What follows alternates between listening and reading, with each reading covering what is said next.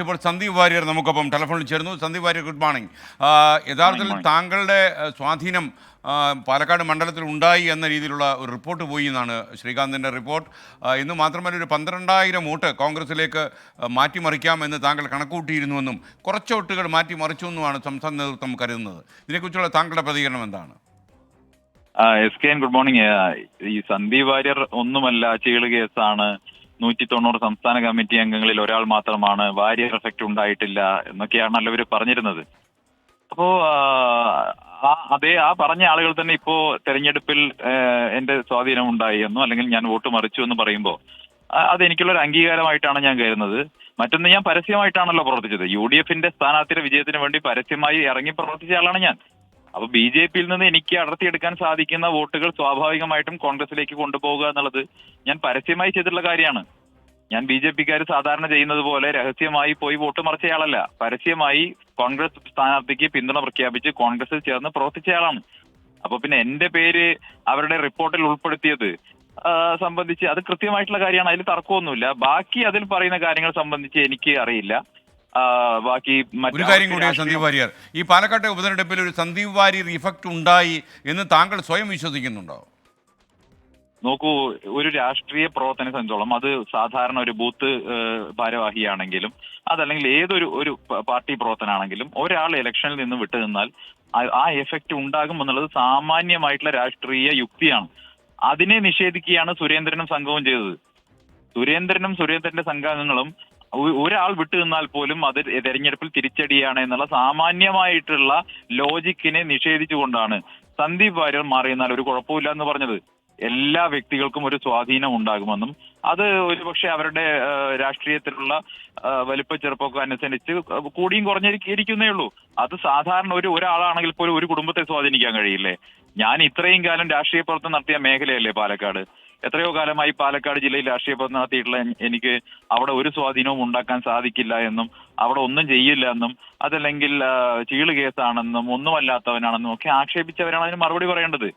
ഒരു വ്യക്തിയെയും അണ്ടർമൈൻ ചെയ്യരുത്, ഒരാളെയും ഒരു സാധാരണക്കാരനെയും വില കുറച്ച് കാണരുത് എന്നുള്ളത് ഈ നിമിഷമെങ്കിലും അവരൊക്കെ പഠിച്ചാൽ മതി.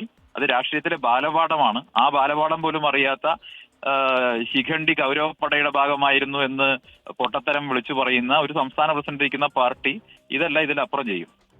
Okay, thank U Sandeep Warrier.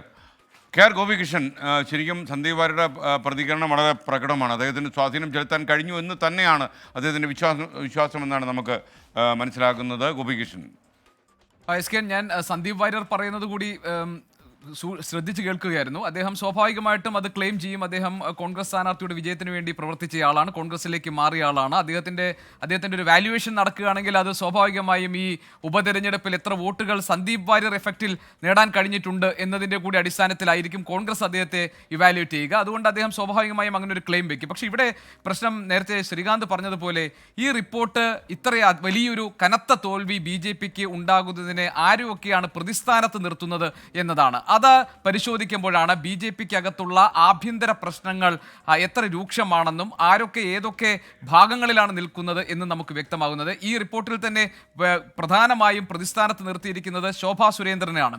മാത്രമല്ല, ഇത്ര വലിയ തകർച്ച BJP-ക്ക് പാലക്കാട് ഉണ്ടാകാനുള്ള കാരണമായി മുൻപ് തന്നെ പറഞ്ഞിരുന്ന ഒരു കാരണം നഗരസഭയ്ക്കകത്ത് കൗൺസിലർമാർക്കിടയിൽ ഉണ്ടായ 2 ചേരികളാണ്. ആ ചേരികളിൽപ്പെട്ട ആളുകൾക്കെതിരെയാണ് ഈ റിപ്പോർട്ട് വിരൽ ചൂണ്ടുന്നത്. അത് വലിയ തോതിൽ, അതായത് അവരുടെ സ്വന്തം വാർഡുകളിൽ പോലും വോട്ട് പിടിക്കാൻ വേണ്ടി എത്തിയില്ല എന്നും മറിച്ച് ക്യാമ്പയിൻ ചെയ്തു എന്നുമൊക്കെയുള്ള ആരോപണങ്ങൾ ഉന്നയിക്കപ്പെടുകയാണ്. ഈ തെരഞ്ഞെടുപ്പ് ഫലത്തിൽ, പ്രത്യേകിച്ച് പാലക്കാട്ടെ ഉപതെരഞ്ഞെടുപ്പ് ഫലത്തിൽ BJP-ക്കുണ്ടായ തിരിച്ചടിയിൽ പ്രതിസ്ഥാനത്ത് നിൽക്കാൻ പോകുന്ന സ്വാഭാവികമായും സംസ്ഥാന അധ്യക്ഷനായ K. സുരേന്ദ്രനാണ്. കാരണം അദ്ദേഹത്തിൻ്റെ ഉത്തരവാദിത്വത്തിലാണ് അവിടുത്തെ തിരഞ്ഞെടുപ്പ് പ്രവർത്തനങ്ങളൊക്കെ നടന്നിട്ടുള്ളത്. അദ്ദേഹം നേരിട്ട് എത്തി ക്യാമ്പ് ചെയ്ത് പ്രചാരണ പരിപാടികൾ നടത്തിയ ഇടമാണ്.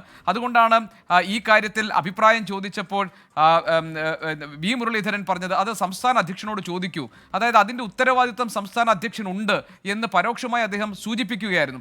അപ്പോൾ തൻ്റെ നേരെ വരുന്ന ഒരു പ്രധാനപ്പെട്ട ആരോപണം, ഇത്ര വലിയ ക്ഷീണം, അതായത് നഗരസഭ ഏറ്റവും വലിയ ശക്തിദുർഗമായി BJP-യുടെ സംസ്ഥാന നേതൃത്വം കാണുന്ന, ദേശീയ നേതൃത്വം മനസ്സിലാക്കിയിട്ടുള്ള പാലക്കാട്ട് ഇത്ര വലിയ ഒരു കൂപ്പുകുത്തൽ വോട്ടിൻ്റെ കാര്യത്തിൽ ഉണ്ടായിട്ടുണ്ടെങ്കിൽ അതിൻ്റെ പഴി സ്വാഭാവികമായും സംസ്ഥാന അധ്യക്ഷനിലേക്കും സംസ്ഥാന നേതൃത്വത്തിലേക്കും വരും. അത് BJP-ക്കകത്തുള്ള ആഭ്യന്തര പ്രശ്നങ്ങളിലേക്കും ഗ്രൂപ്പ് തർക്കങ്ങളിലേക്കും കേന്ദ്രത്തിന്റെ ശ്രദ്ധ പതിയാൻ ഇടവരുത്തും.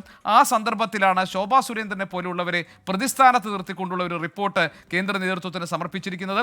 ഈ റിപ്പോർട്ടിനെ കേന്ദ്ര നേതൃത്വം ഏതർത്ഥത്തിലാണ് പരിഗണിക്കുക എന്നതാണ് ഇനി നമുക്ക് കാത്തിരുന്ന് കാണേണ്ടത്.